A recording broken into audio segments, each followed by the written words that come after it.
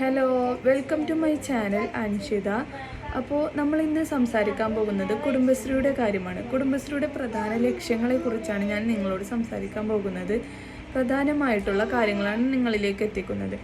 ആദ്യമായി ദാരിദ്ര്യ നിർമ്മാർജ്ജനവും സ്ത്രീ ശാക്തീകരണവും സാമ്പത്തിക സ്വയംപര്യാപ്തതയും സംരംഭത്വം വളർത്തുക, ഡിജിറ്റൽ ശാക്തീകരണം എന്നിവയാണ് പ്രധാനമായിട്ടുള്ള കുടുംബശ്രീയിലൂടെ ഉദ്ദേശിക്കുന്ന ലക്ഷ്യങ്ങൾ.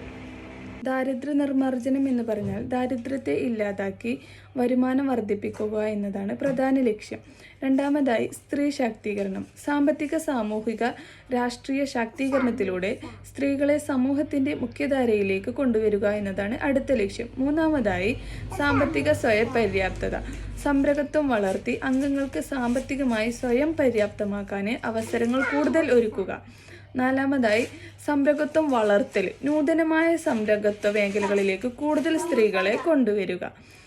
അടുത്തത് ഡിജിറ്റൽ ശാക്തീകരണം. ഡിജിറ്റൽ മാർക്കറ്റിംഗ് പോലുള്ള പുതിയ സാങ്കേതിക വിദ്യകളിൽ വൈദഗ്ധ്യം നേടാൻ സ്ത്രീകളെ മുന്നോട്ട് കൊണ്ടുവരിക എന്നതാണ് അടുത്ത ലക്ഷ്യമായി വരുന്നത്.